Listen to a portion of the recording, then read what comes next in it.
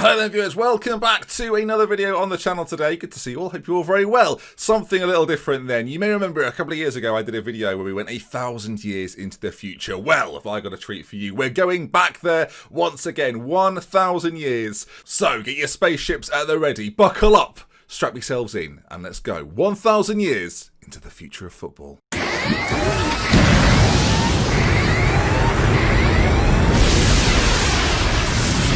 Here we are then. Oh, it's warm, I tell you. 3019, it's hotter than you think. But we have just finished a league campaign, and what we're going to do then, first things first, we're going to look through the Premier League sides of now, who has risen up the ranks over 1,000 years, which Premier League sides of now are still there, sort of fighting away at it. And yeah, we'll look at all sorts in this video. We may well do a part 2 as well, so if you enjoy this sort of video, do drop a like on it, and we'll consider doing some more. First things first, big shout out to Nerdphonic, my friend Matt, who put this database together and sent it over to me to do a video on. Yeah, I mean, without him, this wouldn't be possible. So links to his stuff in the description. There's some voiceover work and all sorts of little business. And he may well appear in one of the future videos that we do with these as well. So yeah, thank you to Matt. All right then, let's get involved. Let's take a look then at the leagues in focus. Let's go to the Premier League. Now it's worth noticing. Now it's worth noting that this database is England only. We only had the English leagues loaded. Otherwise, to do all the divisions 1,000 years would break every computer known to man. So yeah, only the English leagues loaded. So the European sides that are in other divisions are still very strong. Your Barcelona's, Real Madrid's, Bayern Munich's, Juventus, they're still like the big guns in those divisions. But you can see straight away then that Charlton are champions of the 2018-19 season. Bournemouth just behind, Sheffield United, and Arsenal in 4th. Now the funny thing about Arsenal being 4th is that there was obviously that joke for a long time that Arsenal would always finish 4th. When we did this experiment a few years ago, Arsenal were 4th, so 1,000 years later, no matter what happens, Arsenal will finish 4th. Crystal Palace, Chelsea, Cardiff, Oldham, Stoke, Reading, Manchester United, Millwall, Sheffield Wednesday, QPR, Manchester City, Brentford, Southampton, Bolton and Birmingham. Those are the sides that made up the rest of the Premier League table for that particular year. Of course, we recognise some Premier League names in there. Bournemouth are there, Sheffield United, of course, recently promoted, Arsenal, of course, Chelsea, Manchester United, Manchester City, still some big names in there, as well as Palace and Southampton there too.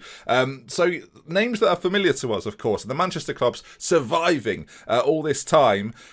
There is a powerhouse of domestic football in this division that have absolutely torn apart this or world football for the last 1,000 years, and that team is on this list.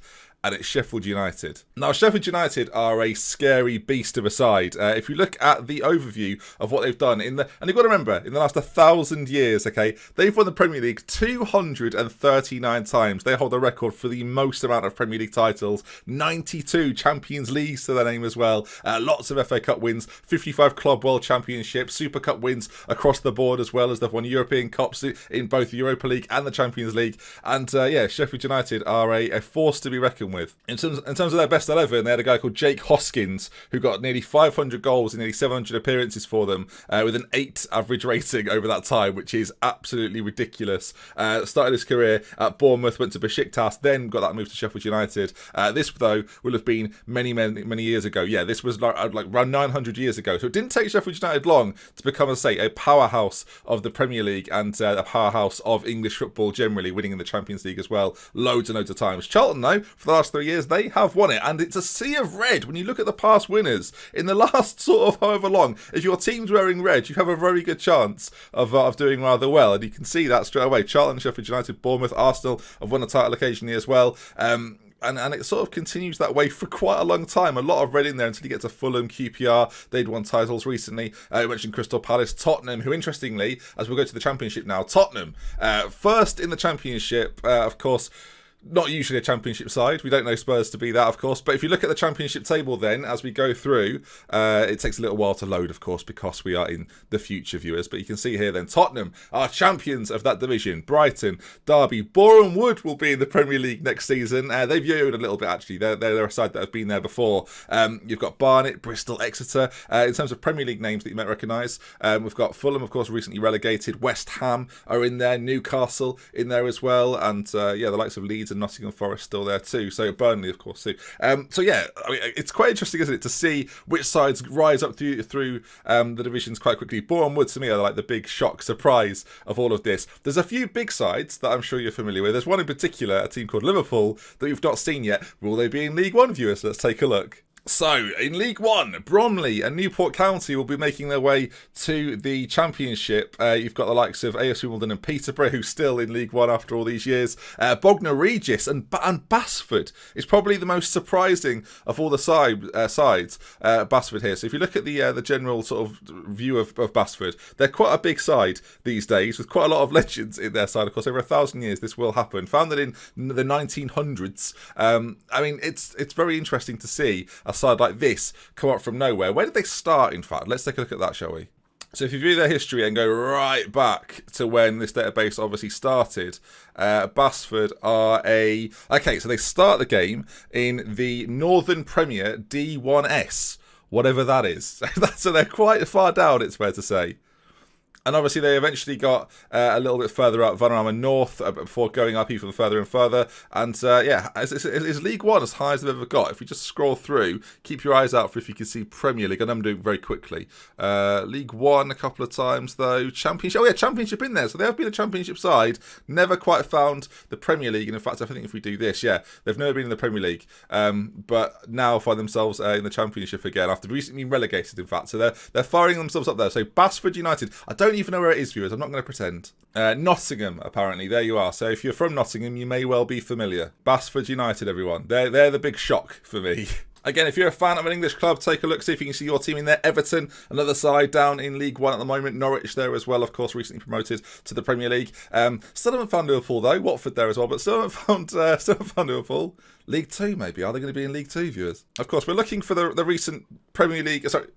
Of course, we're looking for the recent Champions League winners. So, not in League Two. We'll figure out where they are eventually. Leicester in fourth position, of course, our Premier League champion right down there. Mikolova, champions of League Two. They'll be rising up the ranks a little bit. And in terms of sides that have dropped down, not too many of the big names that you'd expect. A lot of those sort of middling English sides still there. I'm sure there's names there that you'll think, how on earth are they there, viewers? Well, good question. Good question. West Brom just been relegated to the... Well, they're out of the league football. They may well have yo-yoed quite a lot, though, but they're going to the Vanarama National.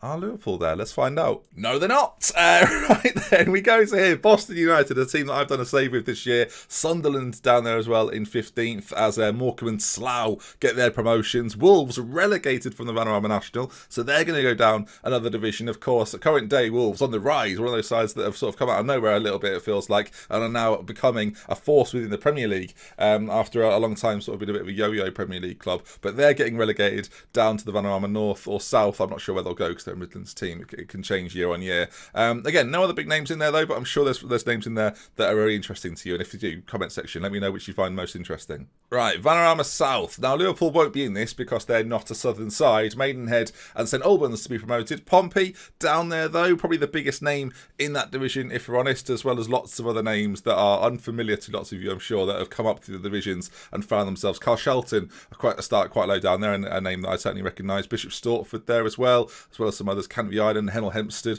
in the Vanarama South. I'm sure one of those is probably already there, and my knowledge of that isn't good enough. And finally then, the Vanarama League National North, and you can see that in the playoff final, Nuneaton Borough have beaten Liverpool. So Liverpool will remain in the Vanarama National League North. Surely Southport, they finished above them as well. You've got the likes of FC United Manchester, Salford, Lincoln City, Blackburn Rovers, previous Premier League winners, in there as well. So that league in particular is very, very interesting. To see Liverpool battling with FC United Manchester and Salford City is unbelievable, really. And we talked about Sheffield United being sort of the powerhouse of English football back then. Of course, for a long time, Liverpool were that, and then obviously have the rival with Manchester United as well. But now find themselves right down here. The interesting thing, though, about Liverpool in this division, in the facilities, they've got their stadium now, which is no longer Anfield. It's the Jean-Pierre Lamantra Stadium with a 50,000-seater, all-seater capacity. It's in poor condition, and they're in the Vanarama League North. It's not what you expect. And when you look at the stadiums in this division, of course, a lot of the sides have had their names renamed a lot of the time after players as well. It's quite a bit bigger than some of the others, but Tranmere are there, Huddersfield as well, of course, a Premier League side that recently been relegated. They're in there as well. I should say, of Premier League sides, though, and I'll put a list of where all the current Premier League sides going into this new season are now. The team that I've not mentioned yet are Aston Villa, who have dropped really far down to a division that I can't even pronounce the name of. Yeah, but they're the side, of course. I've got a save currently going on with Aston Villa as well. But yeah, they're nowhere, frankly, viewers.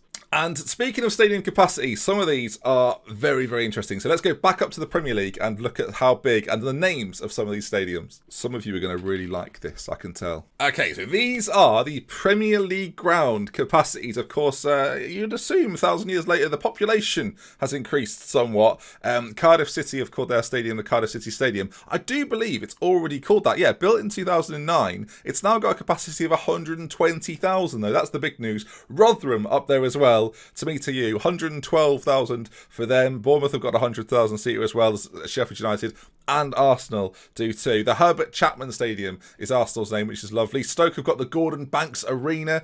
You've got the Sergio Aguero Park for Manchester City, Bobby Charlton Stadium for Manchester United, and Hillsborough continues to be Sheffield Wednesday Stadium as well, which I think is interesting. And as you go through some of these divisions, some of the names in here, I'll flick through just so you can get a look at it, like the Bobby Robson Stadium at Ipswich is a fantastic one. And again, there's some really like classic names that you'll see in there. Jackie Milburn for Newcastle. You've got the Trevor Brooking Park for West Ham. Yeah, there really are some lovely ones in there. I love the fact Norwich is the Tom Tribal Arena. For those that are Norwich fans, you'll know that Tom Tribal, not exactly a superstar at Norwich, but got the stadium named after him, which I just think is fantastic. Again, I'll continue to flick through. So, stadium-wise, again, some of these capacities are absolutely huge as well. We're on League 2 here, and West Brom's Maximilian Freys Park has got a 50,000 capacity stadium. And I think what you might find interesting that I didn't really feature or mention beforehand, actually, was that some of these stadiums, which is interesting, have obviously got smaller.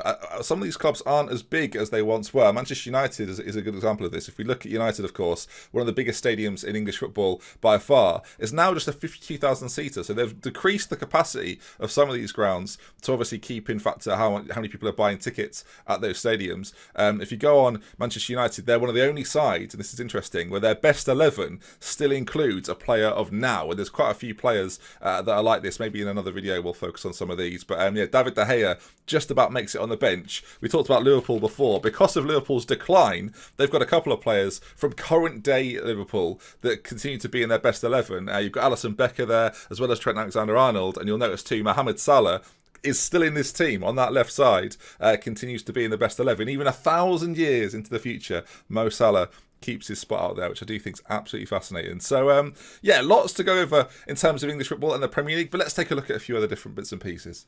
Okay, so we've looked at England. Let's take a look at the biggest transfers ever in the last 1,000 years then.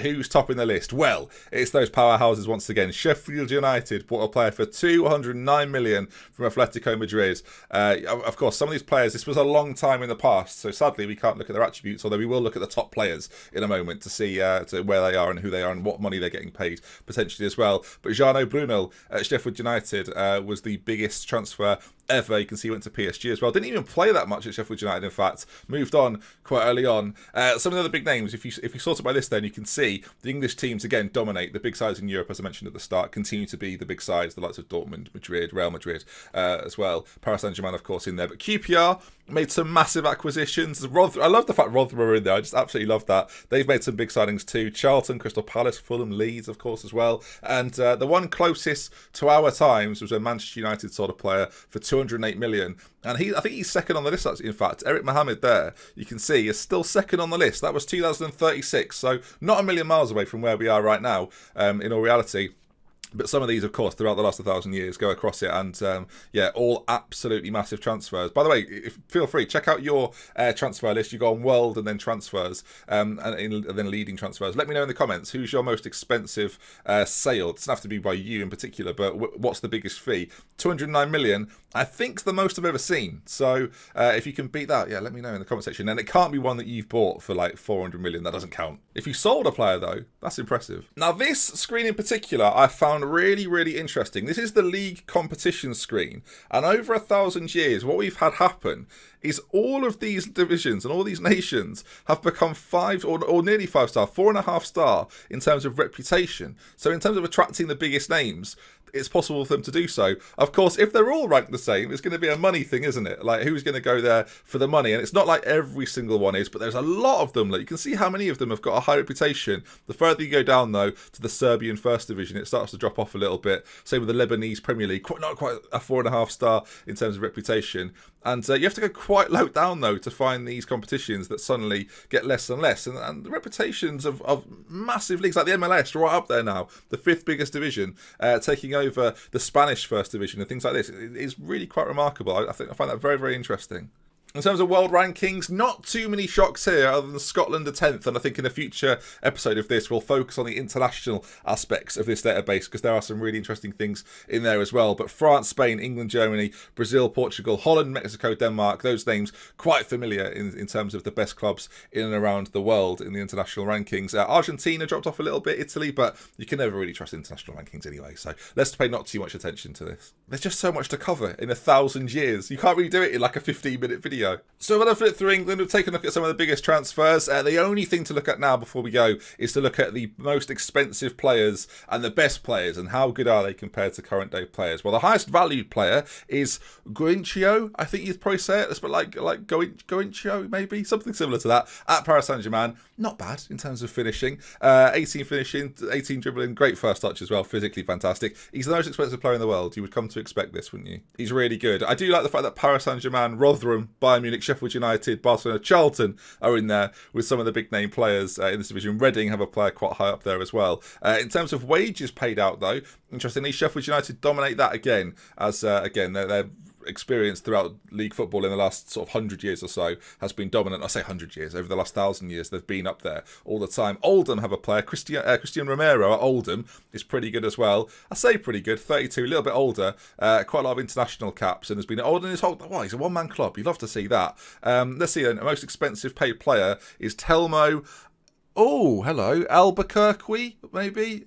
It's like Albuquerque, isn't it? But I don't think it's spelt the same as Albuquerque. I don't know. Obviously, the place in America. Central midfielder. Looks pretty well-rounded. Again, Brazilian international. A little bit older, though, of course. These older players tend to have some better contracts ordinarily. Andrew Eriks, another Brazilian that, has been decent. You can see there, had quite the career. Had quite a lot of big moves. Moved to River for £82 million. So River Plate spent 82 million on a player, which is crazy to me.